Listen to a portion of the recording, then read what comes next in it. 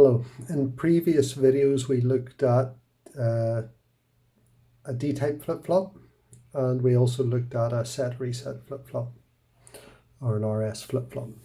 So this is the third flip-flop, third and final flip-flop we're going to look at. This is a JK flip-flop, so called because the two inputs are named J and K for some reason. So I've graphed those on an oscilloscope here. So input J is on the top oscilloscope, the clock pulse on the middle scope, and the K input on the bottom scope. I guess we need an output scope as well, so I'll add a scope for that, view in scope, and then stack, and hopefully that will be on the bottom. Yep. All right, let's see how this flip-flop behaves. This is basically going to be pretty much like the set reset flip-flop. So this is the set input, the J. So this is going to turn on the output. The K is going to be the reset, which knocks it off. But here we have a clock pulse input as well. So the changes can only happen whenever the clock pulse changes. The other change here, or the other difference with the previous flip-flop, is there's a little circle on the clock input. This little circle here is very similar to the circle at the end of a NOT gate, and this is telling you that the clock input is back to front, it's inverted.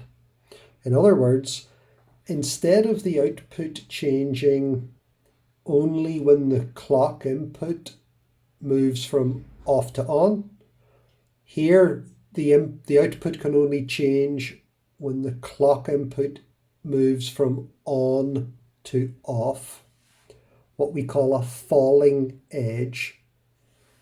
So the clock input here, when it changes from on to off, then this can set the output on, or this can turn the output off. Let's have a play with it and make sure that it does behave itself. So I'm going to turn on the J input, and I don't expect the output to come on. That's because the clock input hasn't changed. If I turn the clock input on previous flip-flops we might have expected the output to change, but remember here the output can only change when the clock moves from on to off, a falling edge. So now when I turn this clock off, I should see this set input, if you like, copied across to here, and the output comes on. So here we go, I'll turn the clock input off, and sure enough, the output comes on. Now, it now doesn't matter that this JK input changes, and it doesn't matter whether the K input changes. Changes to the output can only occur when the clock goes from on to off. So in the previous video we imagined, in order to understand the function, we imagined that there was a little man that lived inside the flip-flop. So let's return to that analogy. Let's say there's a little man lives inside this flip-flop, and his job is to look at the inputs and turn the output on and off. Well, he follows a very simple rule. The rule is whenever the clock pulse turns from on to off, the little man inside wakes up, and if J is on, he sets the input high, and if K is on, he sets the input low, and then he goes back to sleep. So he only wakes up and does the copying across from input to output at the point where the clock pulse here goes from on to off. So just to confirm that, I've turned off both inputs. Our output is sitting high. If I bring this input on, which is really the reset, we don't expect the output to go off because the clock pulse hasn't changed. And even turning the clock pulse on won't reset the output. But at the point where I turn it off, so clock pulse going from on to off, little man wakes up, looks at this, sees it's a reset, and resets this to 0. So the instant I turn this off, off goes the output. Now, there is one other rule this little man inside has to observe, and it is this. What happens if both inputs are on? If both inputs are on and the clock pulse changes from a high to a low, the rule that follows is whatever the output was, it flips over. So if it was high, it becomes low. If it was low, it becomes high. So if we leave both of these inputs turned on the JK flip-flop, every time the clock pulse goes from high to low, now you'll see the output changing. On, high to low now, on comes the output. High, high to low, off goes the output.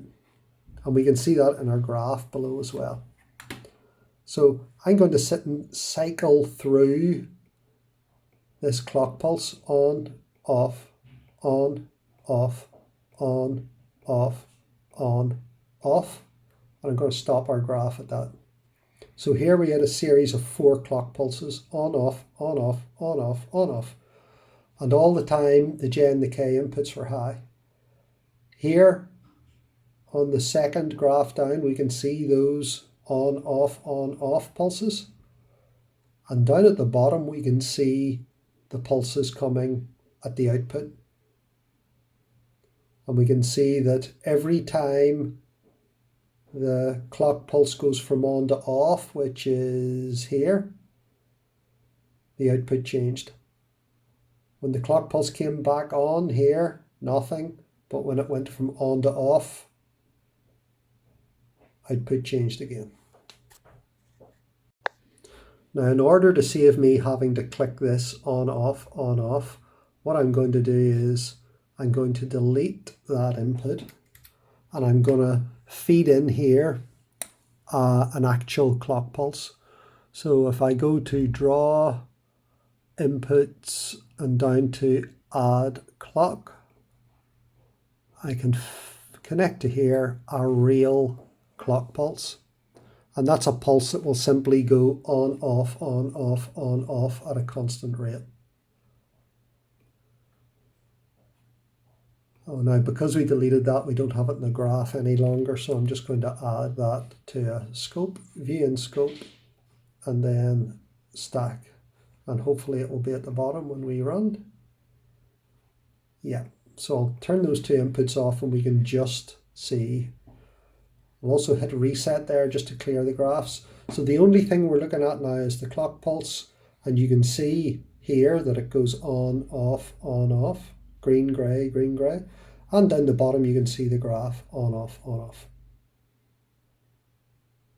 Now there's no change at the output here because neither the J nor the K are on.